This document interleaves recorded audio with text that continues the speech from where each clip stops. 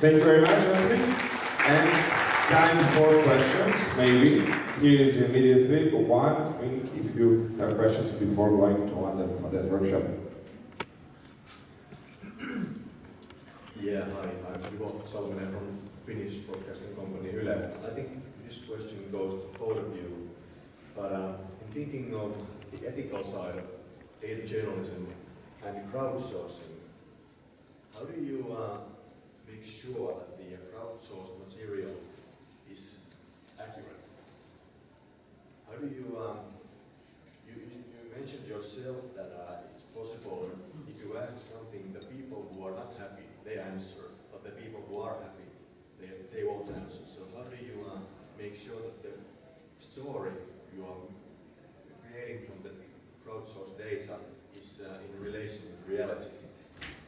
Well, you can't ever be sure, right? But it all depends on how you present the data that you've collected. In my view, you can't say that 3 out of 4 Swedes hate their internet provider, because our data shows that 3 out of 4 people hate their internet provider. So I think you just have to be careful with how you present your data. Treat it skeptically, and but also that's like on the statistical level, but in our case we did a lot of individual stories on people that contacted us through our crowdsourcing form. So obviously we were then able to contact them and verify that their information was correct. Yeah, I think that's a really good question. And at the BBC there are quite strict guidelines about how you use data from surveys of all sorts of things, whether it's national opinion polls about voting, or marketing companies that have done surveys, or indeed your own surveys that you might get through crowdsourcing. So the general rules that we have are that you have to be very specific when you tell the audience about how you gather the information, and you have to be very rigorous about the claims you are making with the statistics that you have. So if it's completely open to how people are, whether it's just people who are approaching you, you have to be very clear about how you put that out. And obviously as you go along, you have to make pretty rigorous checks that it's not being taken over by a lobby group of some sort. So I think the BBC is probably more cautious about these sorts of things than maybe some other news providers. I think for very good reasons, because it can be open to manipulation. I think you have to be really clear with your audiences about how you present it, and don't overclaim the things that you're trying to say. Another question here. Hello, I'm Michelle from the Netherlands, and I have a very practical question for Anthony. You said you have a team, a data journalist that works for the regions, and maybe I missed it, but how many people are working for this team?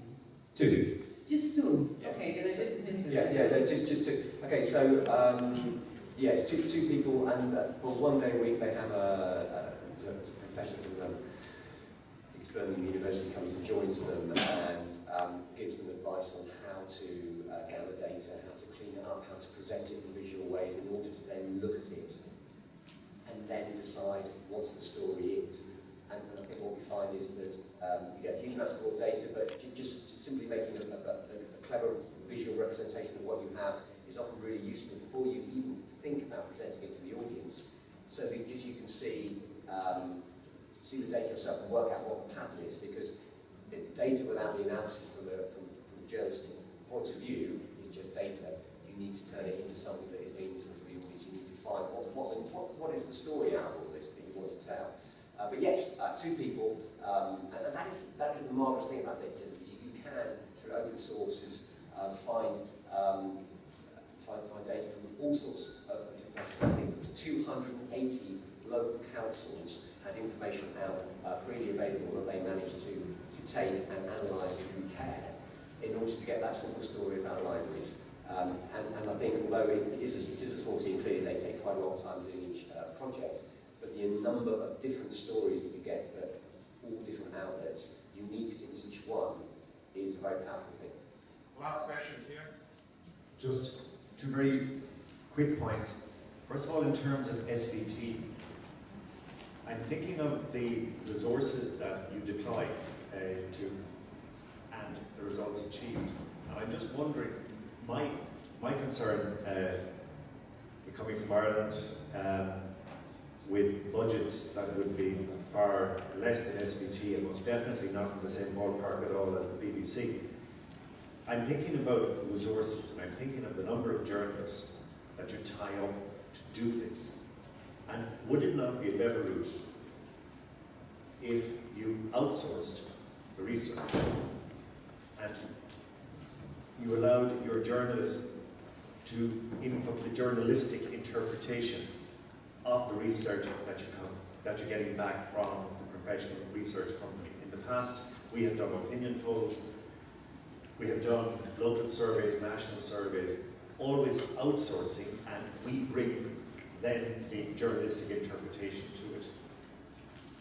Sure, that's a good point. At the same time, we like the model of being in control of both the technology and the journalistic aspects of our profession. So, sure, there are third-party services as well that we use regularly for not having to reinvent the wheel all the time. But in these larger projects, there's a huge benefit of being able to customize and develop the application in just the manner as in just the way that you like, so to speak. In terms of resources, the first crowdsourced, the broadband one, we were 2 data journalists. I was the one doing the coding, and then we had some help from a real coder from our IT department doing the backend stuff. But sure, there are instances where you would where it would be better to use to outsource that kind of stuff. Sure. Okay, Anthony, Robin, thank you very much. Please say thanks to him with applause.